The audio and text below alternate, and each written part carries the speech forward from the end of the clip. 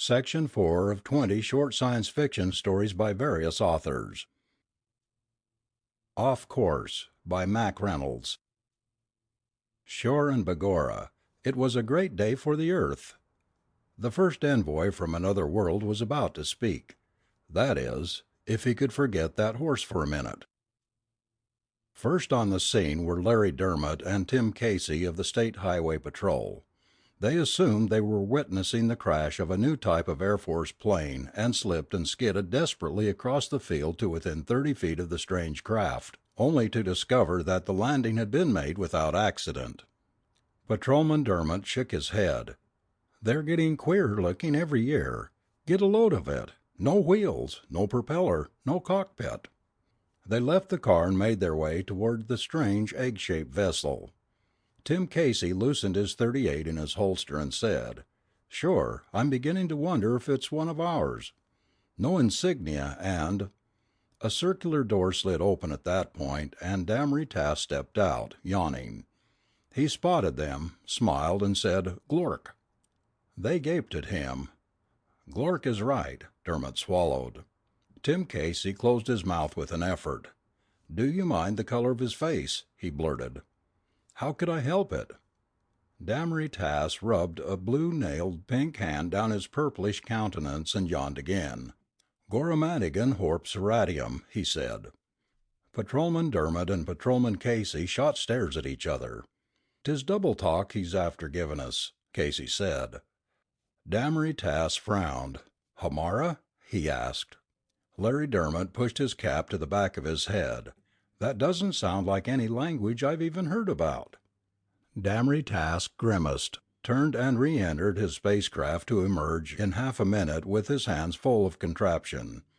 He held a box-like arrangement under his left arm. In his right hand were two metal caps connected to the box by wires. While the patrolman watched him, he set the box on the ground, twirled two dials and put one of the caps on his head. He offered the other to Larry Dermott. His desire was obvious. Trained to grasp a situation and immediately respond in manner best suited to protect the welfare of the people of New York State, Dermott cleared his throat and said, "Tim, take over while I report." "Hey," Casey protested, but his fellow minion had left.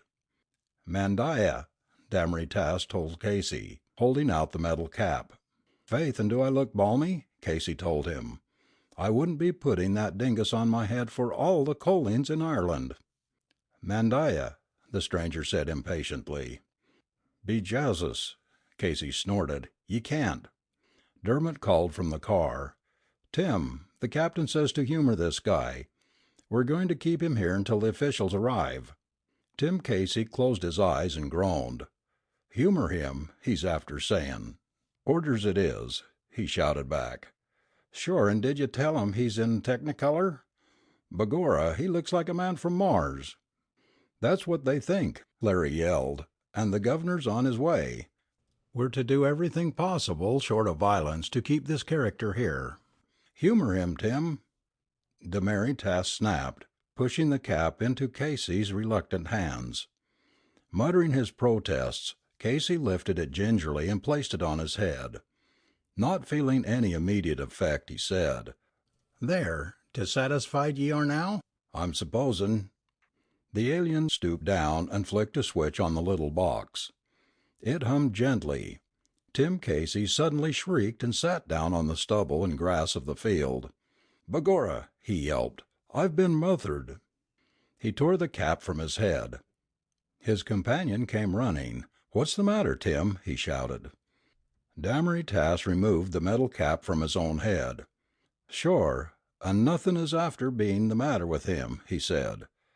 "Evidently the boy's never been a wearin' of a curret helmet afore. 'Twill hurt him not at all." "You can talk," Dermott blurted, skidding to a stop. Damery Tass shrugged. "Faith, and why not? As I was after sayin', I shared the curret helmet with Tim Casey." Patrolman Dermott glared at him unbelievingly. "You learned the language just by sticking that Rube Goldberg deal on Tim's head?" "Sure, and why not?" Dermott muttered, "And with it he has to pick up the corniest brogue west of Dublin." Tim Casey got to his feet indignantly. "I'm after resentin' that, Larry Dermott. Sure, and the way we talk in Ireland is," Demery Tass interrupted, pointing to a bedraggled horse that made its way to within 50 feet of the vessel. "Now what could that be after bein'?" The patrolman followed his stare. "It's a horse. What else?" "A horse?" Larry Dermott looked again, just to make sure. "Yeah, not much of a horse, but a horse." Demery Tass sighed ecstatically. "And just what is a horse, if I may be so bold as to be askin'?" "It's an animal you ride on." The alien tore his gaze from the animal to look his disbelief at the other. "Are you after meanin' that you climb upon the crayture's back and ride him? Faith now, quit your blarney." He looked at the horse again, then down at his equipment. "Begorra," he muttered, "I'll share the carrot helmet with the crayture." "Hey, hold it," Dermott said anxiously. He was beginning to feel like a character in a Shaggy Dog story. Interest in the horse was ended with the sudden arrival of a helicopter. It swooped down on the field and settled within 20 feet of the alien craft. Almost before it had touched, the door was flung open and the flying windmill disgorged two bestarred and efficient looking army officers. Casey and Dermott snapped them a salute. The senior general didn't take his eyes from the alien and the spacecraft as he spoke, and they bugged quite as effectively as they had those of the patrolman when they'd first arrived on the scene. "I'm Major General Browning," he rapped. "I want a police cordon thrown up around this vessel. No newsmen, no sightseers, nobody without my permission. As soon as Army personnel arrives, we'll take over completely." "Yes, sir," Larry Dermott said. "I've got a report on the radio that the governor's on his way, sir. How about him?" The general muttered something under his breath, then, "When the governor arrives, let me know. Otherwise, nobody gets through." Demery Tass said, "Faith, and what goes on?" The general's eyes bugged still further. "He talks!" he accused. "Yes, sir," Dermott said. "He had some kind of machine. He put it over Tim's head and seconds later he could talk." "Nonsense!" the general snapped. Further discussion was interrupted by the screaming arrival of several motorcycle patrolmen, followed by 3 heavily laden patrol cars. Overhead, pursuit planes zoomed in and began darting about nervously above the field. "Sure, and it's quite a reception I'm after gettin'," Demery Tass said. He yawned. "But what I'm a wantin' is a chance to get some sleep. Faith, and I've been awake for almost a decade." Demery Tass was hurried, via helicopter, to Washington, where he disappeared for several days, being held incommunicado while White House, Pentagon, State Department, and Congress tried to figure out just what to do with him. Never in the history of the planet had such a furor arisen.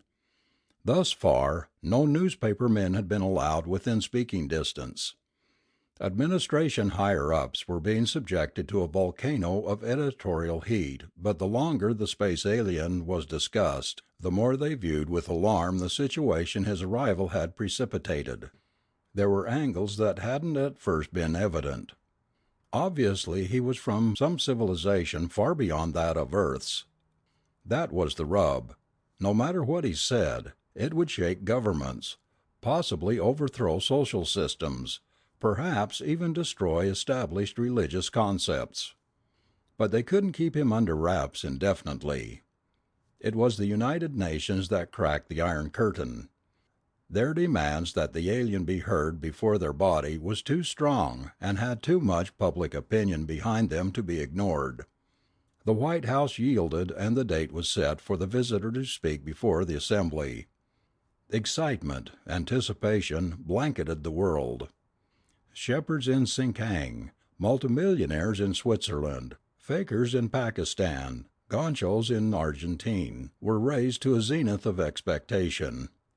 Panhandlers debated the message to come with pedestrians, jinrikisha men argued it with their passengers, miners discussed it deep beneath the surface, pilots argued with their co-pilots thousands of feet above. It was the most universally awaited event of the ages.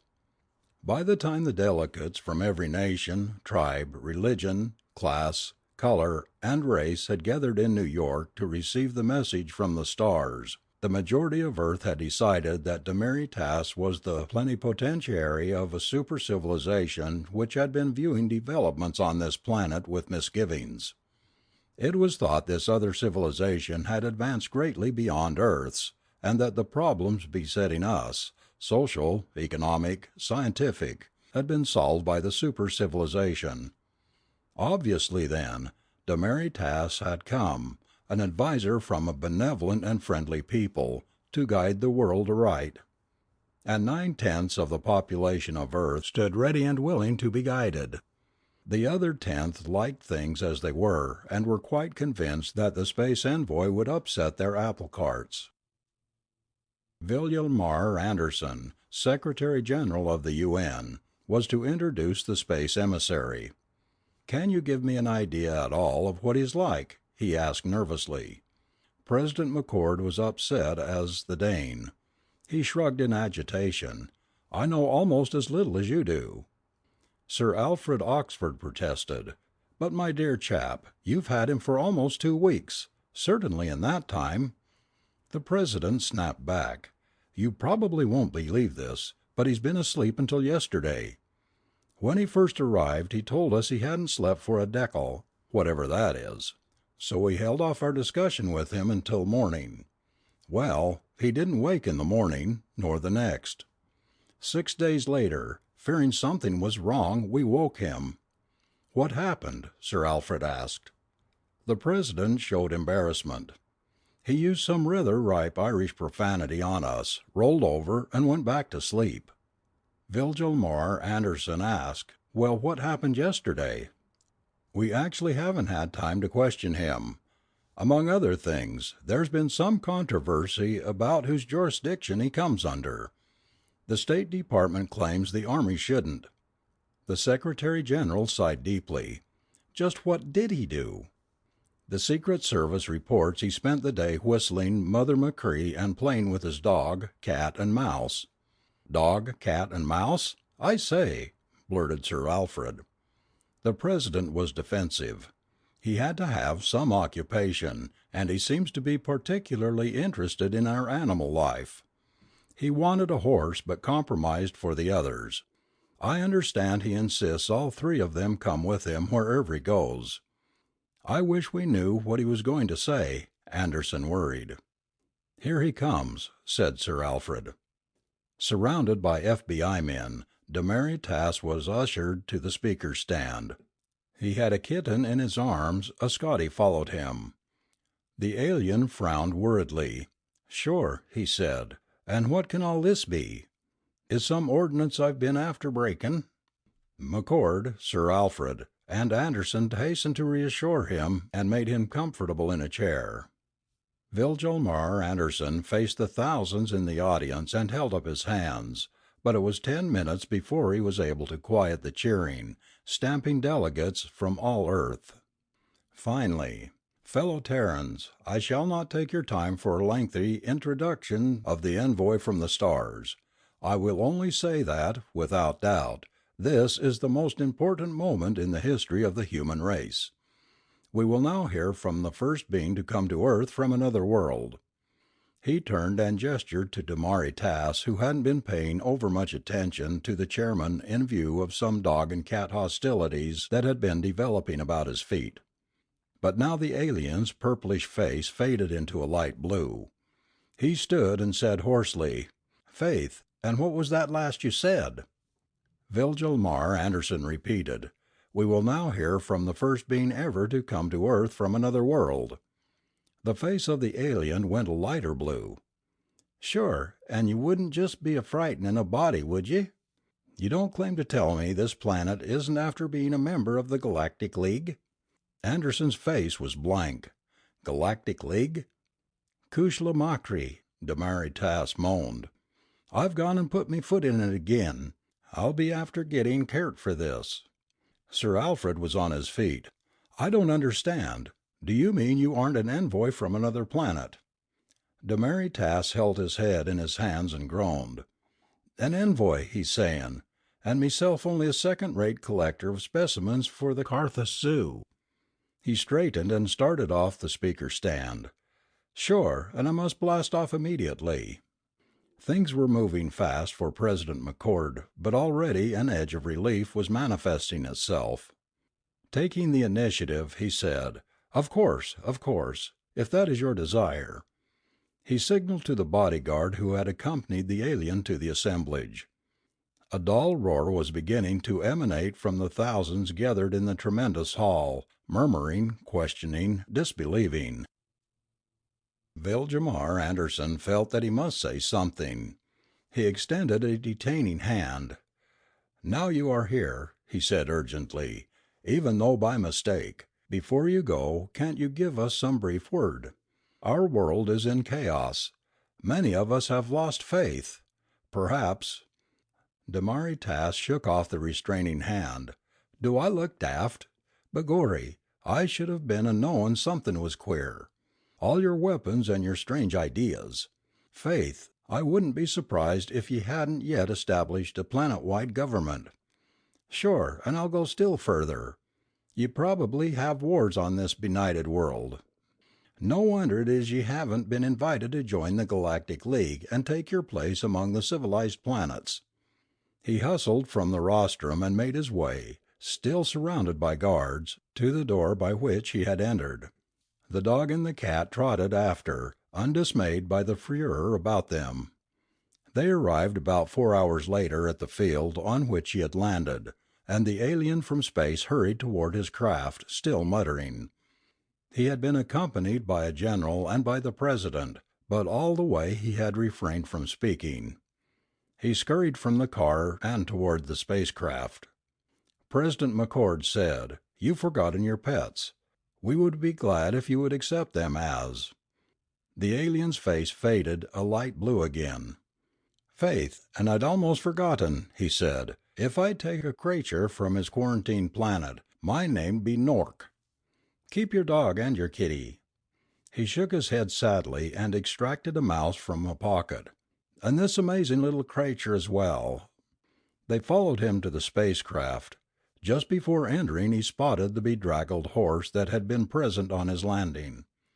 A longing expression came over his highly colored face. "Just one thing," he said. "Faith now, were they pulling my leg when they said you were after riding on the back of those things?" The president looked at the woebegone nag. "It's a horse," he said, surprised. "Man has been riding them for centuries." Damari Tass shook his head. "Sure, and 'twould have been my makin' if I could have taken one back to Carthys." He entered his vessel.